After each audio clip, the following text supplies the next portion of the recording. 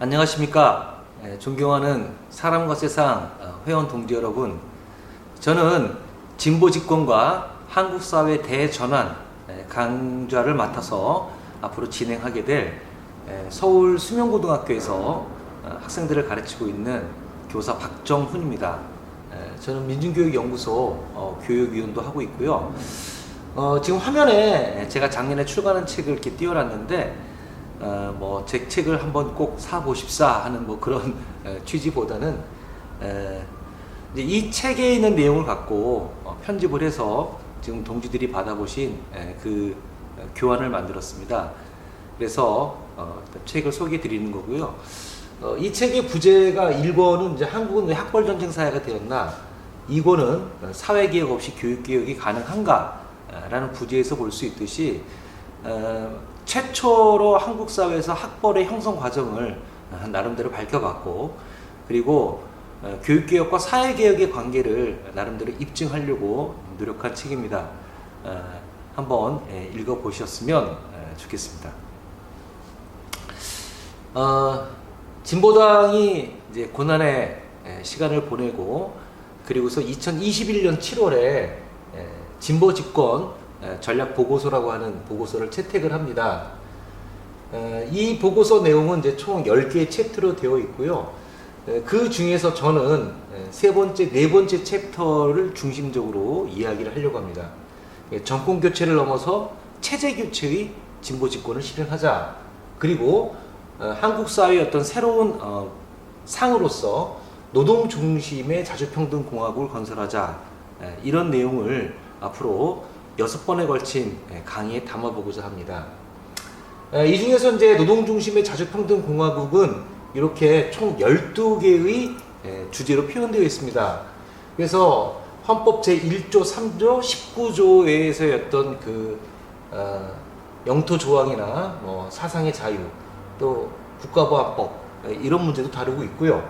그 다음에 이제 차별 금지나 생태 환경, 그리고 한미 동맹과 외교 관계, 그 남북 관계 이런 내용도 다루고 있습니다만, 특히 이 중에서 이제 한미 동맹 부분이나 변화된 남북 관계, 이것은 지금 함께 진행되고 있는 요 세 개의 강좌 중에서 진보 운동 입문에서 국제 정세, 그 다음에 이제 국내 정세의 변화, 남북 관계의 변화를 다루고 있기 때문에 주로 이런 그 남북 관계나 어떤 국제 문제는 이 강좌로 집중을 하고, 저는 주로 4번째부터 8번째 문제를 집중적으로 저는 이야기해보고자 합니다.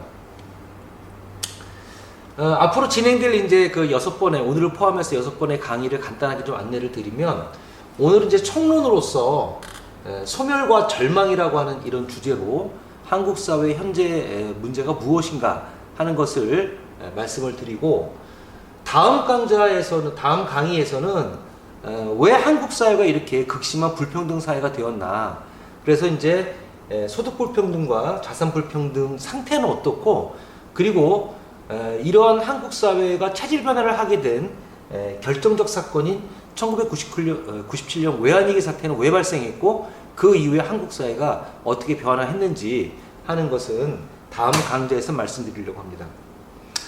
세 번째 강좌에서는 주로 재벌개혁과 경제민주화, 그리고 노동기본권을 존중하는 새로운 사회에 대한 그런 경제민주화에 대한 이야기를 할 거고요. 네 번째 강좌에서는 어떤 은행이나 토지 문제, 그 다음에 주거 문제, 그리고 여러 가지 어떤 서비스들의 어떤 사회화, 공공화, 그리고 국유화, 이런 문제들에 대해서 다뤄보고자 합니다. 그리고 이제 5번째 강좌는 일종의 특강인데요. 저는 이제 교사고, 이제 교육개혁 업다 같은 책도 썼기 때문에 저는 이제 교육 문제를 중심으로 좀 다룰 생각이고, 그리고 이제 제가 전체를 다 강의하기에는 제가 이제 농촌 문제 이런 부분들에 대해서는 농업 문제 제가 좀 취약하기 때문에 직접 농민운동가를 모시고 같이 한번 강의를 들어보도록 하겠습니다. 그리고 이제 마지막 6번째는 다 같이 모여서 대면 연수로, 그래서 진보가 어떻게 진보당이 집권을 해서 새로운 세상을 펼칠 수 있는가, 그런 방법, 그런 경로, 이런 것에 대해서 이때는 같이 모여서 가슴을 열고 토론하는 그런 시간을 갖도록 하겠습니다.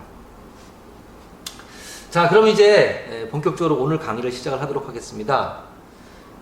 오늘 강의의 주제가 왜 체제교체, 왜 사회 대전환인가 하는 것인데요.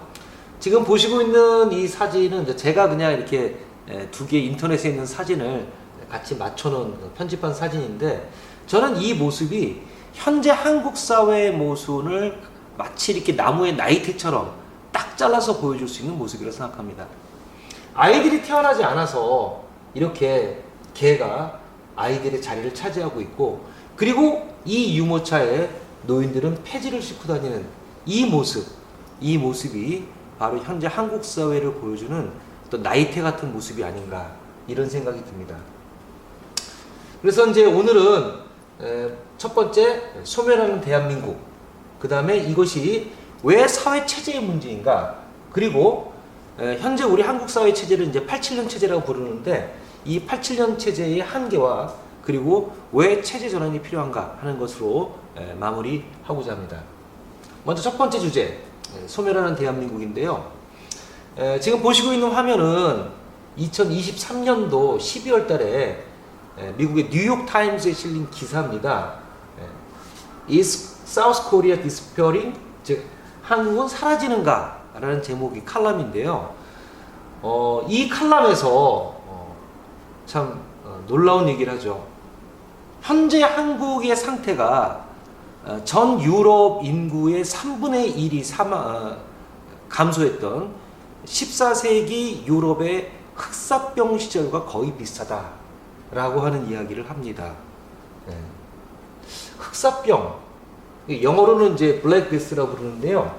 이 보시는 화면은 영국 웨이머스 지방, 여기가 이제 항구 도시인데, 여기에 흑사병 기념 동판이 있어요. 뭐로 써 있냐면 The Black Death, 흑사병이 영국에 1348년에 이 항구를 통해서 들어와 갖고 It killed 30에서 50%의 사람들을 죽였다. 그 당시 이제 14세기 유럽 인구의 3분의 1이 이 흑사병으로 죽었다는 거거든요. 근데 이 당시의 유럽에서의 인구 감소와 현재 한국에서의 인구 감소가 거의 같은 수준이라는 거예요. 그 속도를 보자면 놀라운 일이죠. 우리는 그냥 여기 사니까 잘 못 느끼죠. 이 시기에 또 그 화제가 됐던 그 프로그램이 하나 있었는데, EBS 다큐멘터리 10부작 인구 대기획 초저출생이라고 하는 이제 10부작 프로그램이 있었는데, 여기 이제 조앤 윌리엄스라고 미국 캘리포니아 대 교수인데, 명예 교수죠. 근데 이제 이분이 세계적인 사회학자이고 여성학자예요. 그래서 이제 EBS 팀이 가서 이제 이렇게 인터뷰를 하는데, 한국의 이제 합계 출산율을 얘기해 주니까 이분이 이런 모습을 갖고 이렇게 얘기합니다. 대한민국 완전히 망했네요. 와, 그 정도로 낮은 수치의 출산율은 들어본 적이 없어요. 라고 놀라는 모습이 2023년도 12월 달에 그의 가을이었습니다. 가을에 이게 방송되고 난 다음에 우리 사회에서 상당히 오랜 시간 동안 이제 화두가 되었었죠.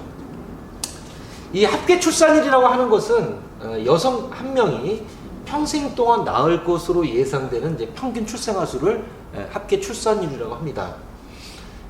합계 출산율이 2일 경우, 즉 한 명의 여성이 평생 2명을 낳으면, 그러면 남녀 2명이 결혼해서 2명을 낳았으니까 인구가 유지가 되죠. 그래서 보통 중간에 이제 이러저런 사고로 죽는 사람들이 있기 때문에 합계 출산율이 2.2명일 경우에 보통 사회가 이제 그 인구를 유지한다고 하고, 합계 출산율이 1.3m로 떨어지게 되면 초저출산 사회라고 부릅니다. 한국은 이미 초저출산 사회를 접어든 지가 10년이 훨씬 지났습니다. 그래서 이제 여기는 2022년까지 나와 있는데 2023년에 0.72명이었고, 그래서 작년에 이제 관심이 이게 0.7 이하로 떨어지냐 안 떨어지냐 이게 관심이었는데, 작년에 약간 올라가서 0.75명이었어요. 그러면 도대체 다른 나라들은 합계 출산율이 얼마쯤 되느냐 하면, 요게 2020년을 기준으로 했을 때 2020년 자료인데 OECD 평균이 1.6명 정도입니다. 그러니까 우리는 OECD 평균의 절반밖에 안 되는 거죠. 근데 놀라운 것은 뭐냐면 합계 출산율이 1.0 이하는 전 세계에서 우리나라밖에 없다는 거예요. 그러니까 우리나라의 지금 합계 출산율, 이 저출생 문제는 그야말로 독보적이다, 세계에서. 1.0 이하가 없어요. 전쟁 중인 나라보다도 합계 출산율이 더 낮다는 거죠. 합계 출산율이 0.7명이면 어떻게 되는 거냐? 예를 들어서 1세대가 뭐 200명이다. 남자 100, 여자 100명이 결혼을 했다 칩시다. 그러면 이 사이에서 여성 1인당 0.72명이 태어나는 거니까 다음 세대가 되면 200명이 72명이 되는 거죠. 요거를 만약에 남자 36, 여자 36으로 나눠서 이들이 만약에 결혼을 한다고 하면 3세대에 가면 26명. 즉, 두 세대만 지나면 인구가 10분의 1로 줄어든다는 이런 얘기입니다. 그러니까 야, 뭐 두 명이 결혼해서 0.7명 나왔으면 뭐 그럭저럭 당분간은 살아가겠네. 물론 당분간은 그렇죠. 그러나 이게 두 세대가 흘러가면 인구가 10분의 1로 줄어든다는 얘기입니다. 자, 그러니 이런 이제 전반적인 합계 출산율의 저하와 함께 특히 이것이 이제 심각한 데가 농촌이죠. 자, 이 농촌에는 인구 소멸 지수라는 게 있습니다. 이 인구 소멸 지수라고 하는 것은 20세에서 39세, 이제 보통 이 나이를 가임 여성이라고 치고요. 이 가임 여성인 20에서 39세 여성을 65세 이상의 노인 수로 나눴을 때의 수치를 인구 소멸 지수라고 합니다. 그러면 예를 들어서 65세 이상 노인이 100명, 그리고 요 가임 여성이 100명이면 인구 소멸 지수는 1이죠. 뭐 그 정도면 정상적인 상태라고 볼 수 있고, 이 숫자가 0.5 밑으로 내려오게 되면 그러면 이제 소멸지구가 되는 겁니다. 예를 들어서 65세 이상 노인이 100명인데 가임 여성 인구가 50명이다. 그러면 이제 소멸 단계에 들어갔다, 이렇게 보는 건데요. 지금 여기 보면 초록색은 조소멸, 소소멸, 그 다음에 정상, 그 다음에 소멸 위험, 고소멸 위험인데 요 색깔에 따라서 2020년만 해도 이렇게 소멸 위험 지구가 없었어요. 그러다가 2010년, 2022년에 오게 되면 이렇게 빨간색이 급속히 늘어나게 되죠.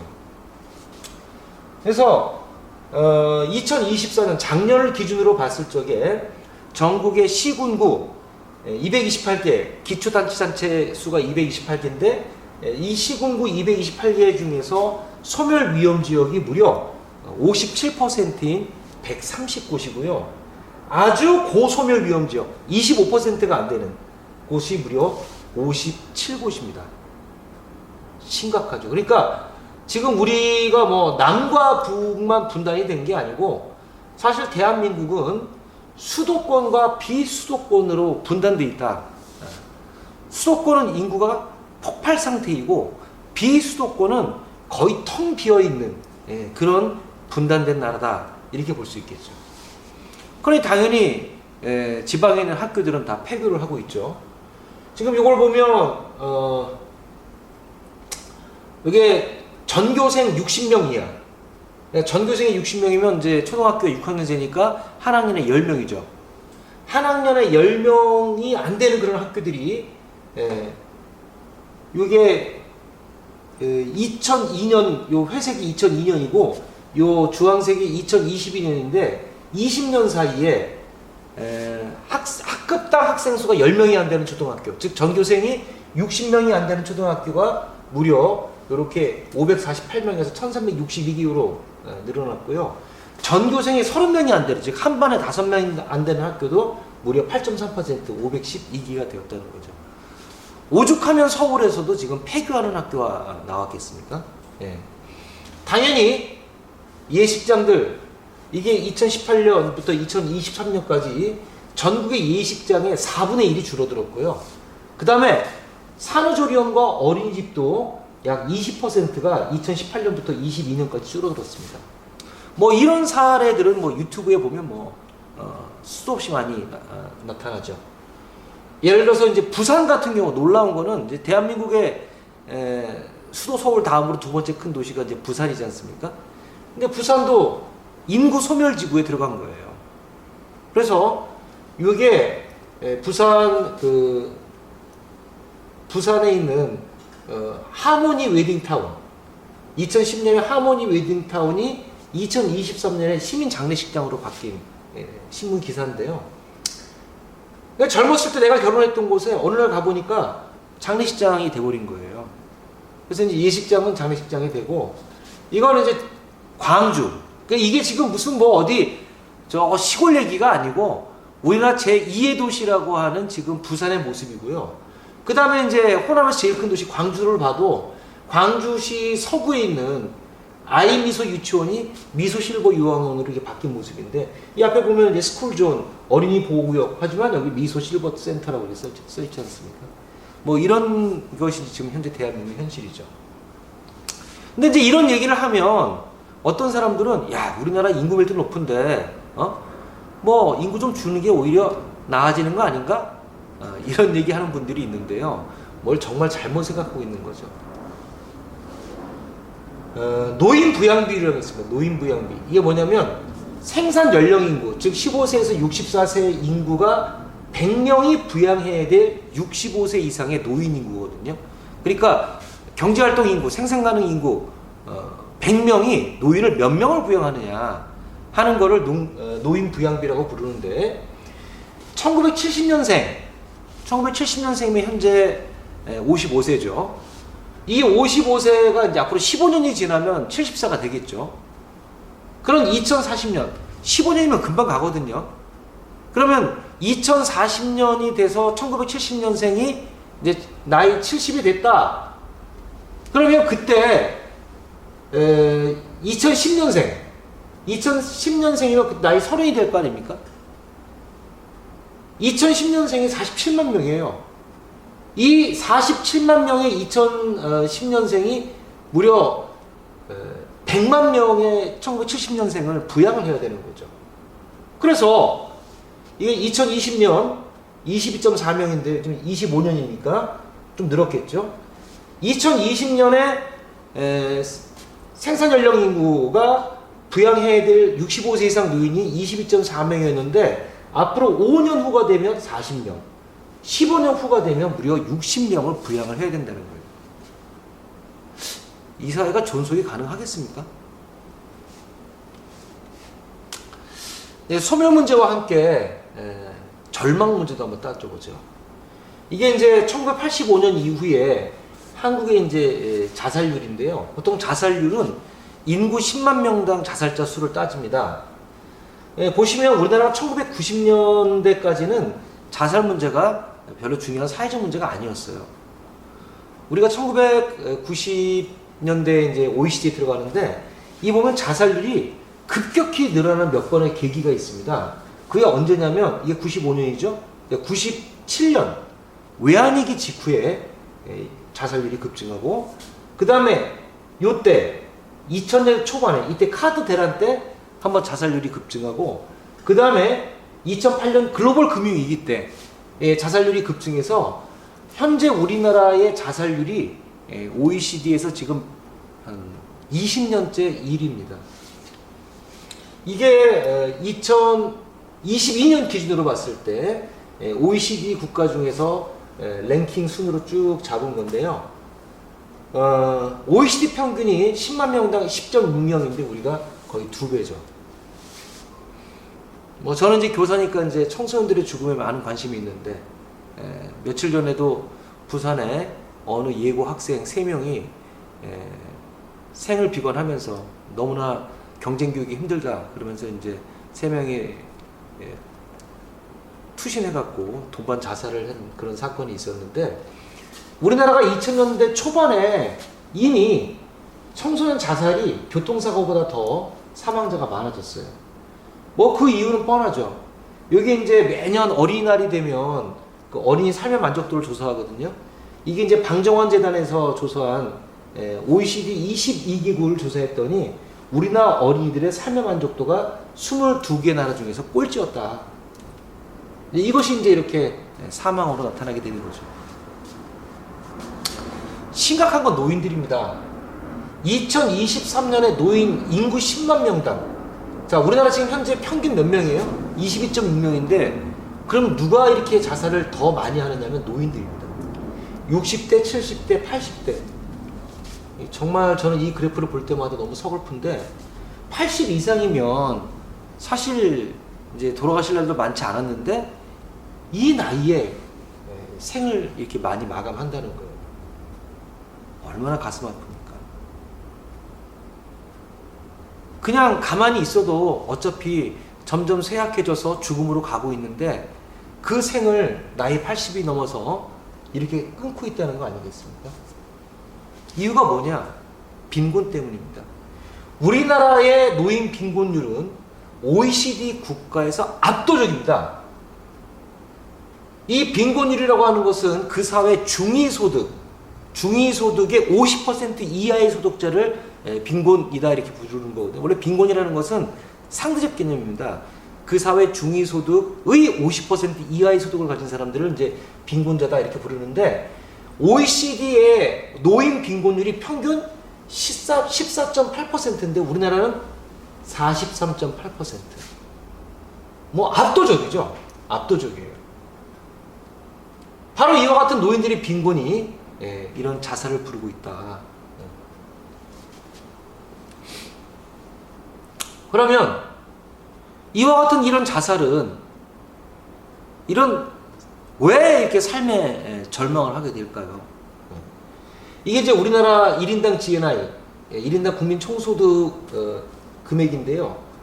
1999년에 이제 $10,000를 넘어서서 2018년에 $30,000를 넘어섰습니다. 현재 우리나라의 1인당 GNI 금액은 OECD 중에서도 굉장히 높은 편이고요. 인구가 5천만 이상 되는 나라 중에서는 6번째로 높습니다. 우리가 일본보다 더 잘 살아요.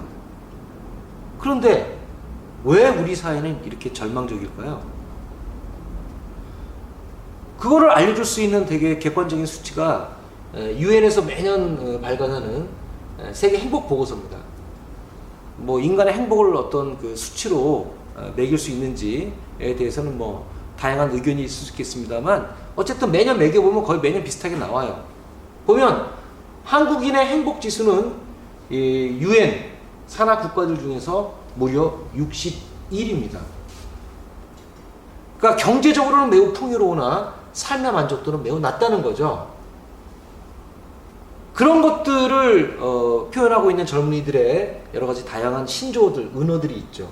금수저, 흑수저라든지 헬조선이라든지 또는 M4 세대라든지 이런 것들이 우리 사회의 절망을 보여주는 거 아니겠습니까?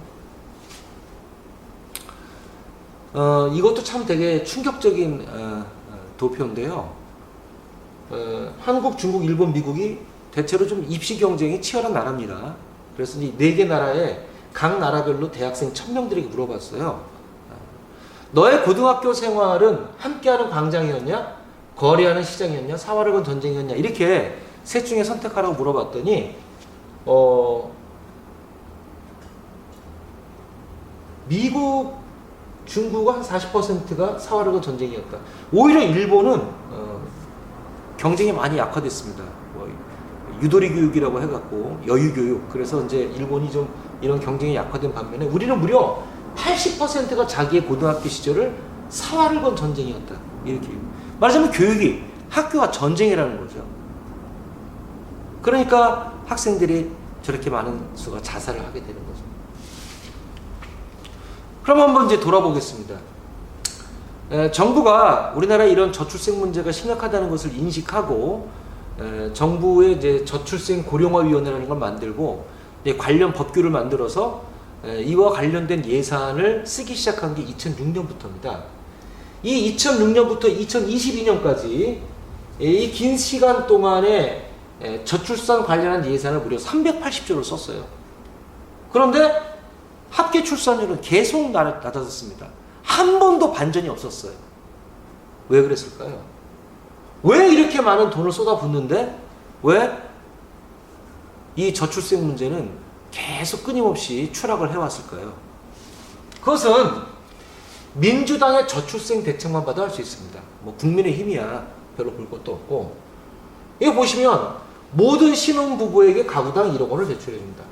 2자녀 출산 시 주택, 3자녀 출산 시 주택을 준다. 임대주택으로 준다. 그 다음에 자녀 1인당 아동수당을 20만 원 준다. 돌봄 서비스를 확대한다. 뭐 육아휴직 급여를 확대한다. 뭐 등등등. 다 전제가 뭡니까? 애를 낳으면 이렇게 지원해 준다는 거죠. 문제는 뭐예요? 애를 안 낳는 거죠. 자, 한국노동교육연구원이 조사한 자료인데요. 남성의 소득 수준별 혼인 비율인데, 그러니까 뭐 이혼을 포함해서 자고 결혼한 경험이 있냐라고 물어봤을 때 상위 소득 10%와 하위 10%의 차이입니다. 요즘 뭐 30세 이전에 결혼하는 사람들이 이제 남자들 같은 경우에 좀 많지 않으니까 뭐 30% 이하지만 이제 30대에 접어들면서 본격적으로 결혼들을 하게 될 텐데 소득 상위 10%와 하위 10%의 결혼 비율을 보세요. 결혼 경험 비율을 보면 소득이 상위 10%가 되는 사람은 대체로 한 10명 중에 9명은 40 이전에 결혼을 한다는 거예요. 그러나 하위 10%에 해당되는 사람들은 절반 정도밖에 결혼을 못하더라는 거죠. 즉 결혼이라는 것이 철저하게 경제적인 격차에 의해서 나타난다는 거죠.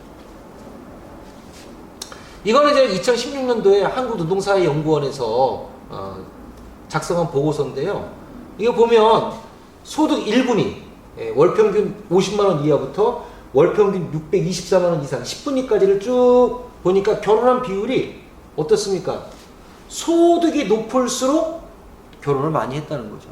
즉 요즘 젊은 애들은 좀 우리 때랑은 가치관이 다른 것 같아. 그래서 결혼을 안 하려고 그래. 그게 아니고 결혼을 하고 싶어도 할 수 없는 그런 경제적 처지에 놓여 있기 때문에 결혼을 못 한다는 거예요. 그것이 바로 이 도표가 보여주는 의미죠. 지금 젊은 세대가 어떻습니까? 이제 매년 통계청에서 인구조사를 하게 되면 주로 이제 20대, 30대 이들 젊은 사람들에 대해서 이제 부가조사를 따로 해요. 그때 저는 매년 이 자료를 유심히 봅니다. 그냥 쉬었음. 그냥 쉬었음이 몇 명이나 되냐? 보면 2023년 같은 경우에 20대 청년의 약 38만 명, 그리고 30대 청년의 약 27만 명이 그냥 쉬었다는 거예요. 그냥 쉬었다.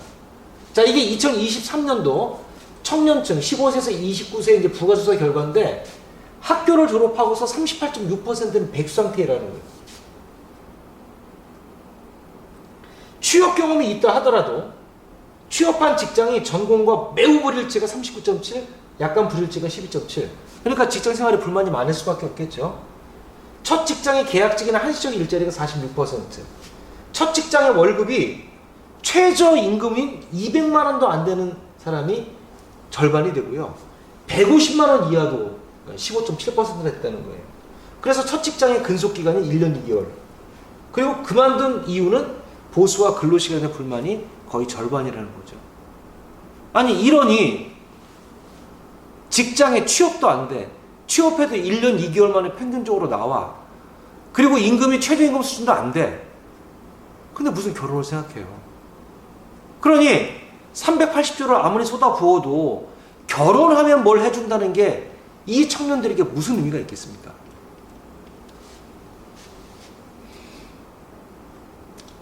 이 보면 결국 어떤 직장을 다니는가 하는 게 문제인데, 우리는 보통 이제 우리나라에서 지금까지 종업원이 300명 이상 되는 기업을 이제 대기업이다 이렇게 얘기했는데 국제적으로는 250명 이상인 경우에 이제 그 대기업으로 보거든요. 근데 이제 300명으로 봤을 때 우리나라 이제 300명 이상 직장인 대기업에서의 임금을 100이라고 하면 직원 수에 따라서 임금이 이렇게 직원 수가 5명, 9명 사이는 절반밖에 안 된다는 거잖아요. 그리고 그런 직장의 규모에 따라서 육아휴직이 가능한 300명 이상이면 육아휴직 아무 때나 쓸 수 있죠. 제가 근무하고 있는 학교는 뭐 말할 것도 없고요. 그냥 뭐 임신하면 바로 그 병가, 왜냐면 이제 초기에 그 착상이 중요한, 바로 병가 들어가고, 그 다음에 이제 애 낳으면 바로 출산 휴가, 이어서 육아 휴직, 뭐 이렇게 해서 몇 년씩 집에서 애 키우고, 그리고 다시 이제 몇 년 후에 학교 복직하는 이런 분들이 되게 많습니다. 학교가 이제 그런 점이 좋죠. 그런데 이제 이런 육아 휴직을 다 쓸 수가 있습니까? 네.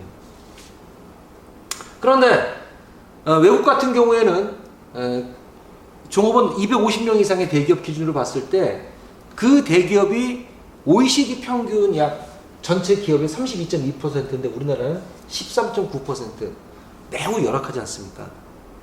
그러니까 이렇게 사는 게 척박하니까 당연히 결혼할 엄두를 못 내고, 그러니까 당연히 저출생 사회가 되는 거죠.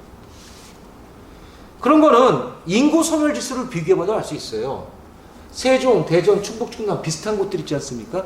세종 같은 경우에는 인구 소멸 지수가 1.1입니다. 아, 명자가 제가 잘못 썼네요.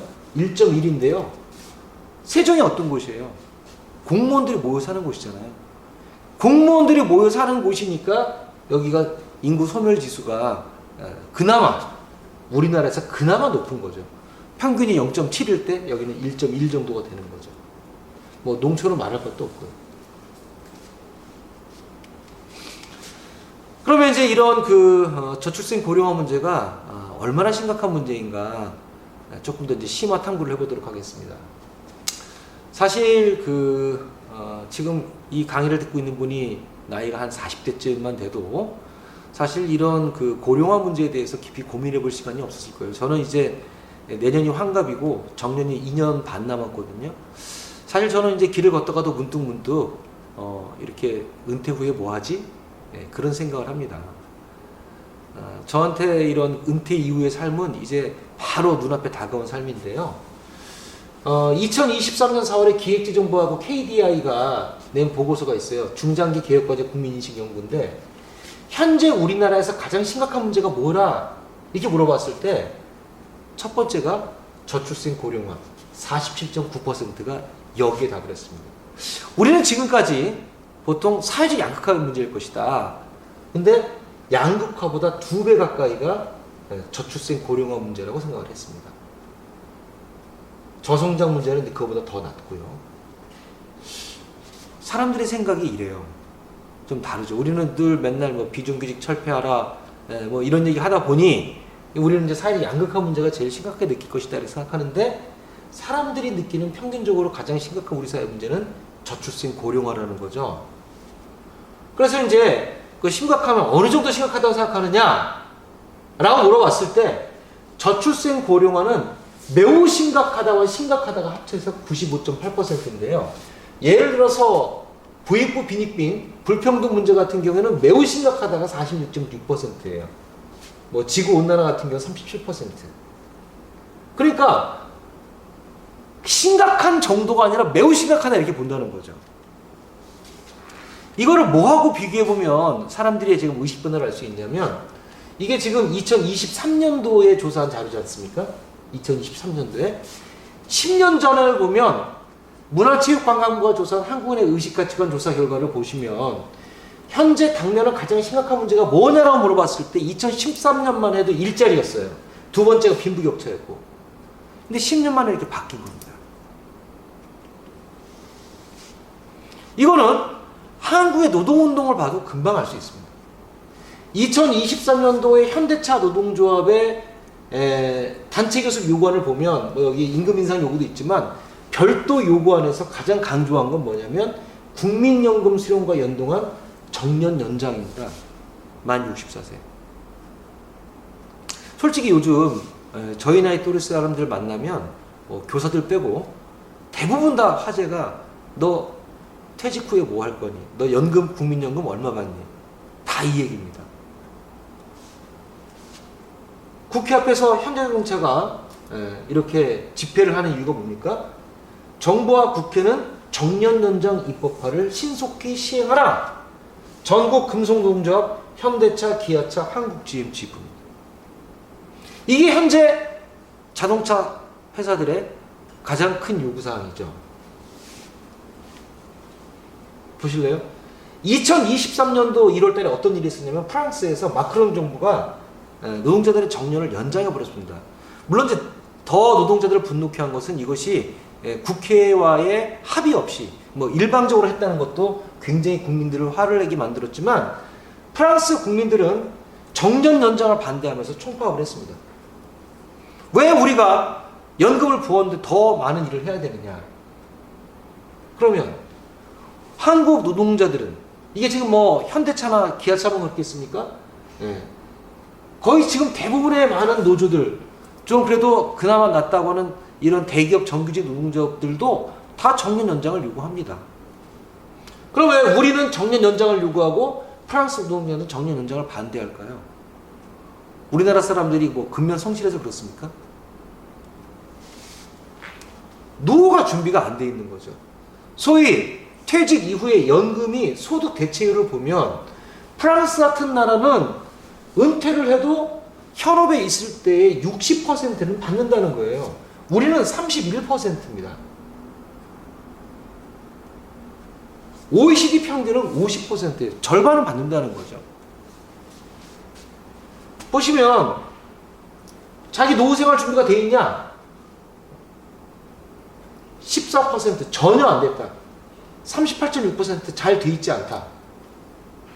잘 돼 있다는 8%밖에 안 되죠. 노후에도 필요한 돈이 월 생활비가 한 314만 원쯤 든다는데 절반 이상이 노후 보장이 준비가 안 돼 있으니까 더 늦은 나이까지 일을 하려고 하는 거죠. 거기다가 옛날과 달라졌어요. 자, 보시면 이게 부모를 누가 모셔야 되느냐에 대한 인식 변화입니다. 2002년하고 2010년만 비교해 볼게요. 2002년만 하더라도 노인을 누가 부양해야 되느냐? 70.7%가 가족이라 답했습니다. 그러나 2010년이 되면 36%예요. 그리고 사회가 해야 된다가 51.3%입니다. 저는 이제 올해 구순잔치를 하신 우리 어머니를 결혼 후부터 지금까지 모시고 살고 있는데, 제가 제 주변에 우리 학교 선생님들 중에서 시부모님 모시고 사는 집은 저밖에 없습니다. 네. 이미 이제 자식에게 이제 부양을 바라지 못하는 그런 시대가 된 거죠.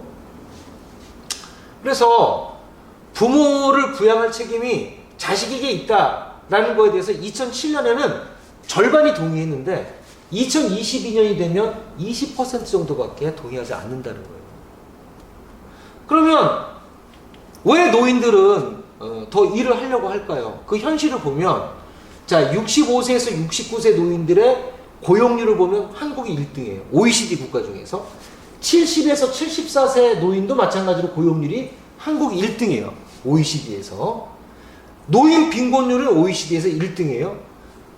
55세에서 79세에서 취업을 원하는 이유는 생활비 때문입니다. 경제적 문제 때문이에요.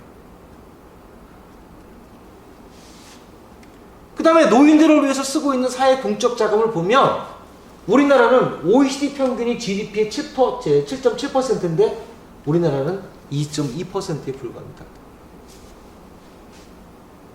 자, 그런데 지금도 이런데 이제 올해부터 우리나라가 초고령 사회로 진입했거든요. 이미 65세 이상 노인이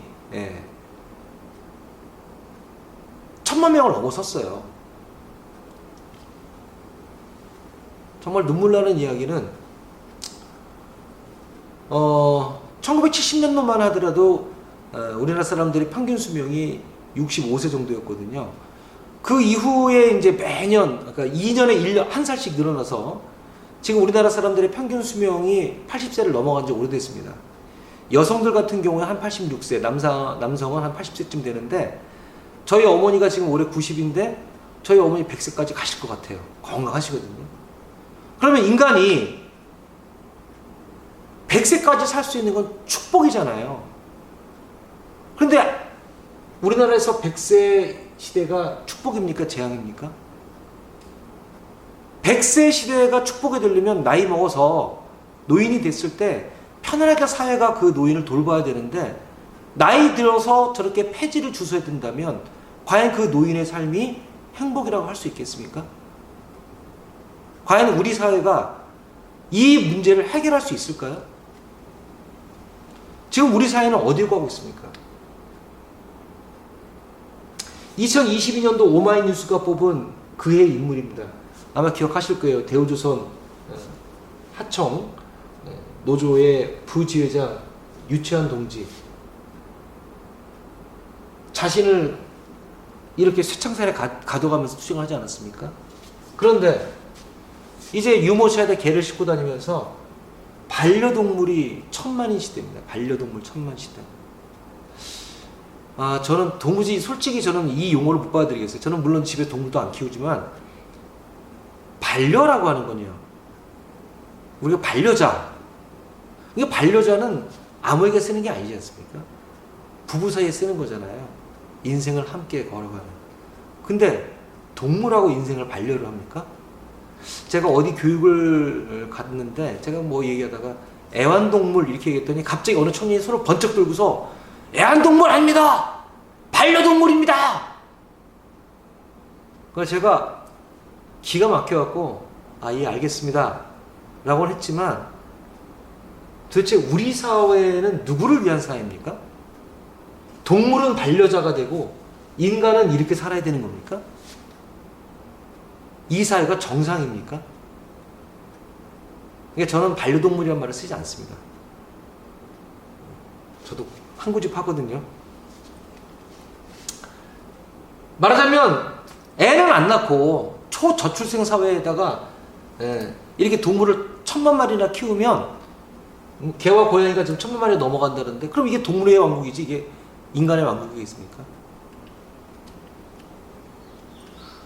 그래서 이제 우리가 앞으로 살펴보려고 하는 것은 왜 우리 사회가 이렇게 되었나 하는 겁니다. 현재 한국 사회를 우리가 87년 체제라고 부릅니다.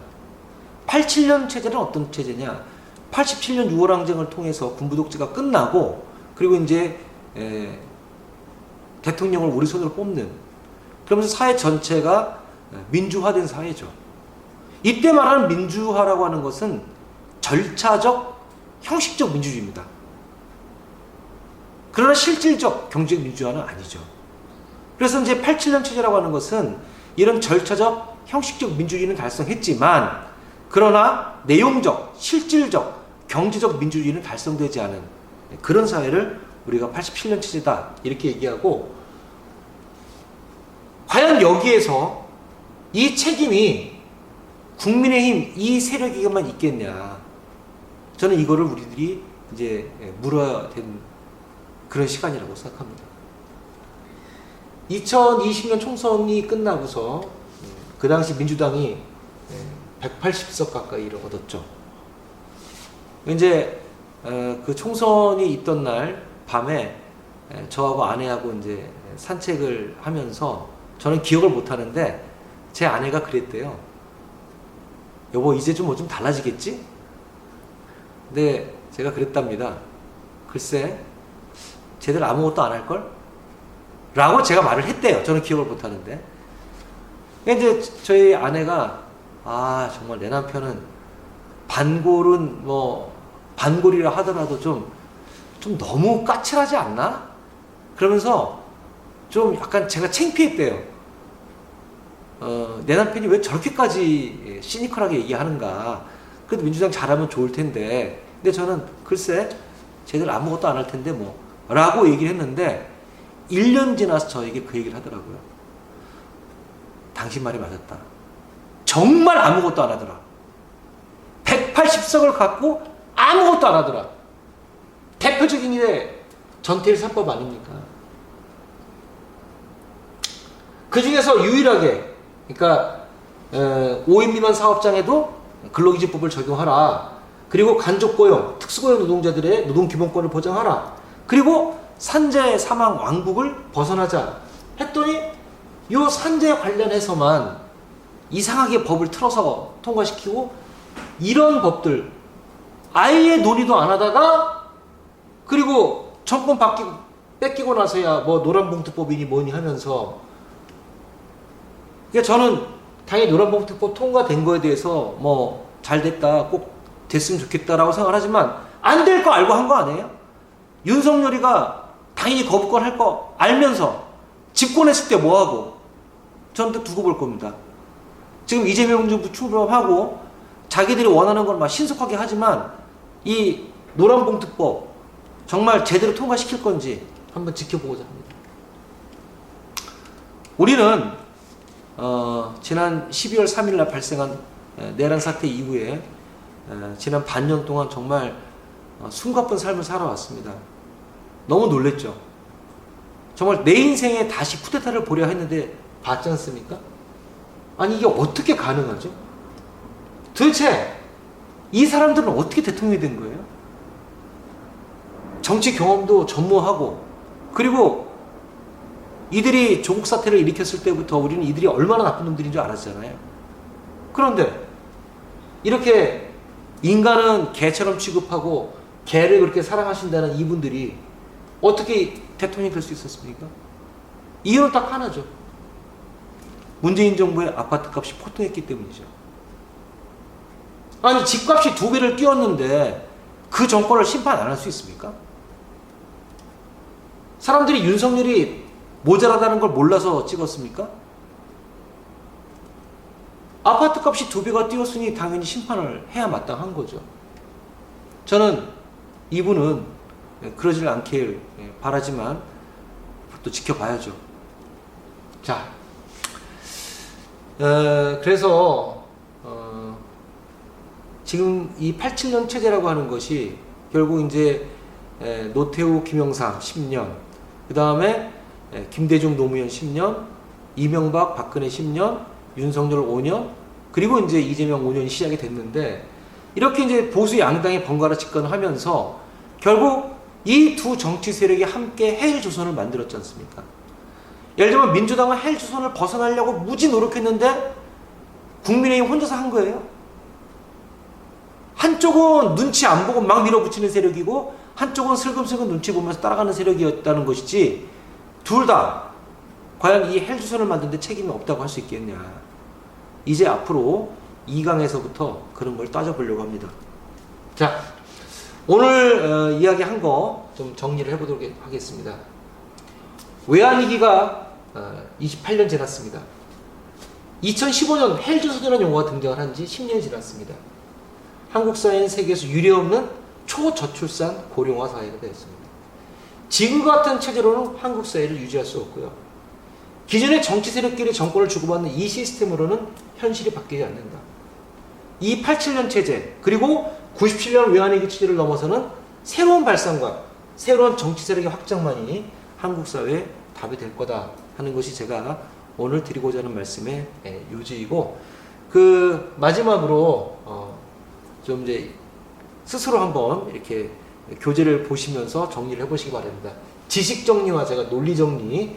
근데 이제 지식 정리는 뭐 합계 출산율이 뭐냐, 그 다음에 현재 출산율이 얼마냐, 인구 소멸 지수가 뭐냐, 현재 어느 정도가 인구 소멸 위험 지역이냐, 노인 부양비가 뭐냐, 앞으로 어떻게 될 것 같으냐, 노인 빈곤율은 뭐고, 우리나라의 노인 빈곤율이 OECD 평균에 비해서 얼마나 높으냐, 이런 것들을 한번 이제 지식으로 정리를 해둬야 어디 가서 이야기를 할 때도 풍부하게 이야기하실 수 있을 것 같고, 뭐 이런 주제를 갖고 혼자서 속으로 한번 쭉 이렇게 말을 해보세요.